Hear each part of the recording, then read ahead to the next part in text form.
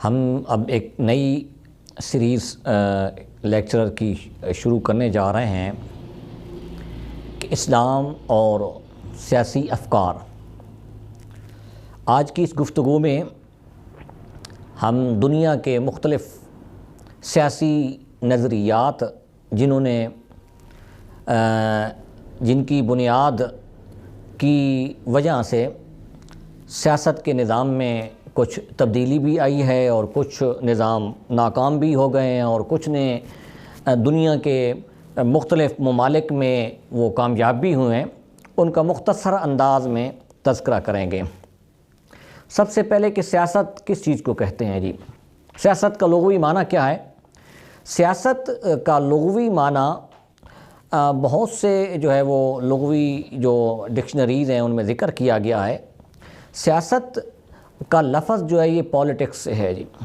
Politics کا اصل لفظ یہ یونانی زبان ہے، پولس سے نکلا ہے، جس کا معنی شہر یا شہری ریاست کو کہا جاتا ہے۔ اب سیاست ہمارے ہاں تو ایک پاکستانی معاشرے میں سیاست تو ایک گالی بن چکا ہے، لیکن حقیقت کے اعتبار سے سیاست ایک باضابطہ طور پر اور باقاعدہ طور پر ایک ایسا علم ہے جس میں مختلف شہریوں کے حقوق اور نظام حکومت کے بارے میں، نظام حکومت عمومی طور پر 3 قسمیں اس میں ہوتی ہیں، مقننہ ہوتی ہے جی، عدلیہ ہوتی ہے اور تیسرا انتظامیہ ہوتی ہے، ان کا طریقہ کار چلانے کا، ان کے اصول و ضوابط، ان کے بارے میں علم۔ اسی طریقے سے معاشرے کے مختلف گروہوں کے حقوق اور فرائض میں توازن برقرار رکھنے کے لیے نظام عدل کو رائج کرنا کا نام یہ سیاست ہے جی۔ سیاست کے متعلق بہت سے مفکرین نے اس کے اوپر لکھا ہے جی، مغربی مفکرین بھی اس کے اوپر لکھ رہے ہیں جی، مسلم مفکرین بھی اس کے اوپر لکھ رہے ہیں۔ ارسطو بہت بڑے وہ فلاسفر گزرے ہیں، منطق اور فلسفہ کے بڑے ماہر تھے۔ انہوں نے ایک کتاب لکھی ہے پولیٹکس، جس میں انہوں نے یہ ذکر کیا ہے، وہ کہتے ہیں کہ انسان اصل میں ایک سیاسی حیوان ہے جی۔ وہ سیاست کو شعور کے معنی میں، سیاست کو فہم اور فراست کے معنی میں، سیاست کو مختلف مسائل کے حل کرنے کے لیے اپنی دانش کو، اپنے عقل کو استعمال کرنے کو وہ سیاست کا نام دیتے ہیں۔ اسی وجہ سے وہ کہتے ہیں کہ ہر شخص سیاسی ہے جی، ہر شخص کے اندر شعور ہے، بیدار ہے کہ وہ مختلف معاملات کے بارے میں وہ اس کا حل تلاش کر سکتا ہے۔ ارسطو نے ہی سیاست کو روح العلوم قرار دیا ہے، ماسٹر سائنس اس کو قرار دیا ہے۔ تو سیاست اگر نہیں ہوگی تو نظام کائنات کا چلنا ناممکن ہے، مشکل ہے جی۔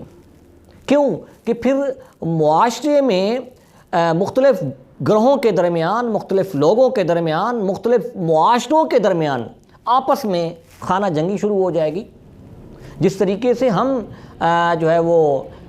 وہ زندگی انسان کی پڑھتے ہیں جی، جب انسان وہ خانہ بدوش تھا جی، یا قبائلی زندگی کا قبائلی ہمارا نظام گزرا ہے، ہم اس کو جب دیکھتے ہیں جی، تو وہاں کیا ہوتا ہے کہ ایک قبیلے نے دوسرے قبیلے کے اوپر قبضہ کر لیا اور اس کی چراگاہ کے اوپر جی، اور پھر وہ بہت سی اس کے اوپر جنگیں بھی ہو جاتی تھیں۔ اور اصل میں وہاں یہ تھا کہ وہاں انسان نے اپنی فہم، فراست اور دانش اور عقل کو استعمال کر کے اس معاملے کا تصفیہ نہیں کیا۔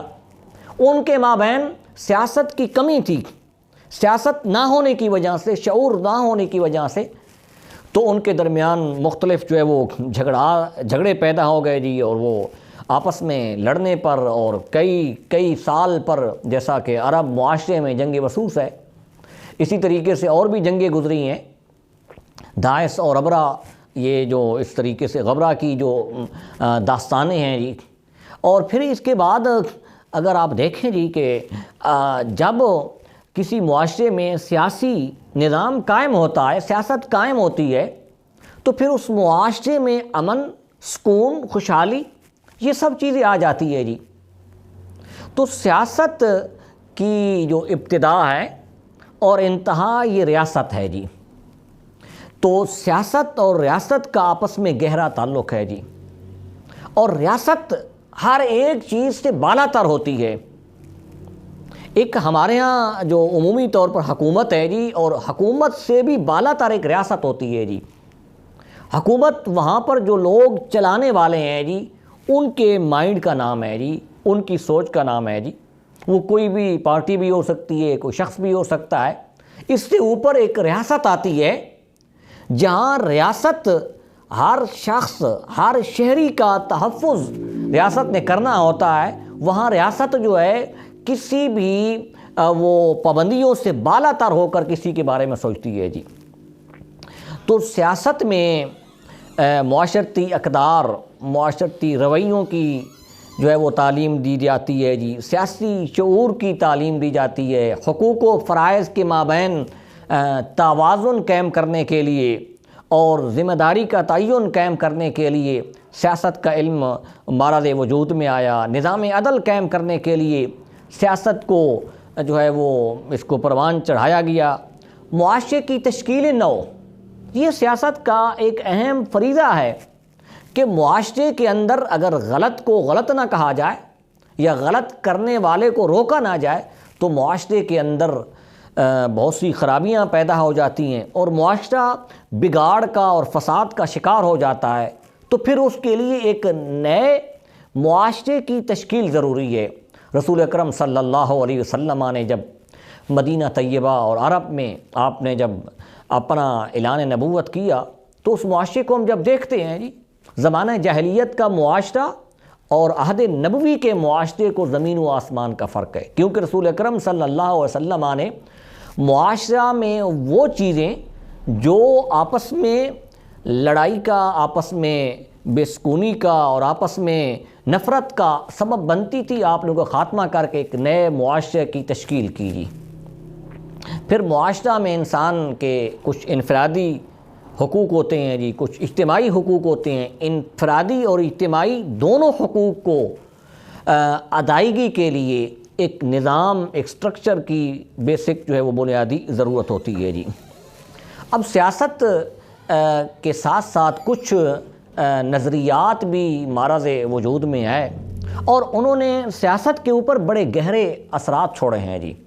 یا یوں سمجھ لیجئے کہ اس نظریے کی بنیاد پر سیاسی نظام میں تبدیلی آئی جی، تو ان کو سیاسی نظریات یا سیاسی پولیٹیکل تھیوریز بھی کہا جاتا ہے، جن کے بڑے گہرے اثرات ہوئے ہیں۔ ان میں سے پہلا جو ہے سوشلزم ہے۔ سوشلزم کی بنیاد کارل مارکس، بہت بڑا معیشت کا ایکسپرٹ گزرا ہے، اس کی ایک کتاب بھی ہے دولت اقوام۔ تو اس میں انہوں نے ایک نظریہ پہلے قائم کیا۔ نظریہ کیا تھا؟ وہ کہتا ہے کہ پیداوار اور بنیادی جو ذرائع ہیں ان کو اجتماعی ملکیت میں لایا جائے، اور پھر جمہوریت کی بنیاد پر ان وسائل اور ذرائع کا یا پیداوار کا استعمال کیا جائے جی۔ سوشلزم اصل میں اس وجہ سے وہ یعنی تحریک کامیاب ہوئی کہ وہاں پر مزدور اور مالک کے درمیان جو تفاوت تھا اس کو اس نے ظاہر کیا۔ وہ کہتا ہے کہ جتنی بھی وہ حقوق ہیں جی، وہ سب کے سب ایک اجتماعی حکومت کے پاس آنے چاہیے جی۔ اور اس جو ہے وہ سوشلزم کا نعرہ آج بھی لگایا جاتا ہے، اور اس دنیا کے مختلف ممالک میں اس کی کچھ نہ کچھ بہت سی جھلکیاں بھی نظر آتی ہیں۔ دوسرا اس کے ساتھ ساتھ ایک لبرلزم ہے جی۔ لبرل میں جمہوری اور شخصی آزادی پر زور دیا جاتا ہے جی۔ لبرلزم کے جو سوچ رکھنے والے لوگ ہیں وہ کہتے ہیں کہ ایک ایسا سیاسی نظام تشکیل دیا جائے جس میں ہر شخص آزاد ہو، وہ معاشرے کی اقدار سے بھی آزاد ہو، معاشرے کی جو کچھ پابندیاں ہیں جی یا ان سے بھی آزاد ہو، وہ مذہب سے بھی بالا تر ہو، وہ کسی قاعدہ دستور کے محتاط نہ ہو، ہر شخص جو کرنا چاہے وہ کر سکتا ہے۔ انہوں نے جو سب سے لبرلزم نے جو مذہب کو جو ہے وہ ہٹ کیا ہے، وہ کہتے ہیں کہ مذہب کی بنیاد پر کوئی نہ قانون بنایا جائے، نہ مذہب کی بنیاد پر معاشرے میں کسی قسم کی پابندی لگائی جائے۔ تیسرا سیکولرزم، ریاست میں ہر قسم کے مذہبی عقائد کو برداشت کیا جائے۔ سیکولر جو طبقہ ہے وہ کہتا ہے کہ تمام معاشرے میں مختلف لوگ رہ سکتے ہیں، وہ ایک دوسرے کو برداشت کریں اور ایک دوسرے کے نظریات کو دیکھیں پرکھیں، وہاں ہر ایک کو آزادی ہونی چاہیے جی، اس میں بھی وہ ایک خاص اسپیسیفک مذہب یا عقیدے کو وہ لینے کے قائل نہیں ہے جی۔ تیسرا اس کے ساتھ ساتھ ہے فاشزم۔ یہ میسولینی نے اٹلی میں یہ نظام رائج کیا، یہ اصل میں سیاسی اور اقتصادی نظام تھا۔ اچھا، یہ اصل میں نظام حکومت کی بنیاد جمہوریت تھی، اور اس جمہوریت کی بنیاد پر یہ اشتراکیت کے خلاف تھا جی۔ یہ ایک رد عمل کی تحریک تھی، اس وجہ سے یہ کامیاب ہو گئی۔ اور ایک بہت ہی مشہور تاریخ میں ایک نام ہے جی ہٹلر کا۔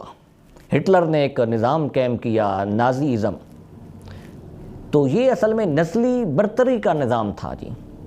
ان نظاموں نے بہت سے گہرے اثرات، اور ایک اور نظام بھی آپ کو، ایک کلیسا کا نظام بھی گزرا ہے کہ کلیسا کو ہر معاملات میں وہ فوقیت دی گئی، برتری دی گئی، اور اس کے مقابلے میں جو پرانا ایک راج نظام تھا وہ بادشاہت کا تھا، ڈکٹیٹرشپ کا تھا جی، کہ ایک قبیلہ کا یا ایک علاقے کا ایک بادشاہ بن جاتا تھا، وہ جو فیصلے کرتا اس کے مطابق وہ اس کو جو ہے وہ اس کی اطاعت کی جاتی۔ تو ان تمام نظاموں کو ذہن میں رکھ کر جو اسلام کا نظام ہے، اسلام نے اپنے ماننے والوں کو شورائی نظام دیا ہے۔ شورائی نظام میں مشاورت کی بنیاد پر فیصلے کیے جاتے ہیں، مشاورت کی بنیاد پر اسلام میں خلیفہ کا تعین کیا جاتا ہے، اور وامرہم فی الشورى کے تحت تمام معاملات شورائی نظام کے تحت حل کیے جاتے ہیں۔ تو یہ سیاست کے جو بنیادی یہ جو سیاسی تھیوریز ہیں، نظریات ہیں، ان کا مطالعہ کرنا ضروری ہے۔ جب ان کا مطالعہ کرنے کے بعد اس کے بعد اسلام کا جو شورائی نظام کا جی خصوصیات ہیں اس کو اگر سامنے رکھیں گے تو پھر پتہ چلے گا کہ اسلام کا جو شورائی نظام ہے وہ آج کے دور جدید کے تقاضوں کے مطابق ہے جی۔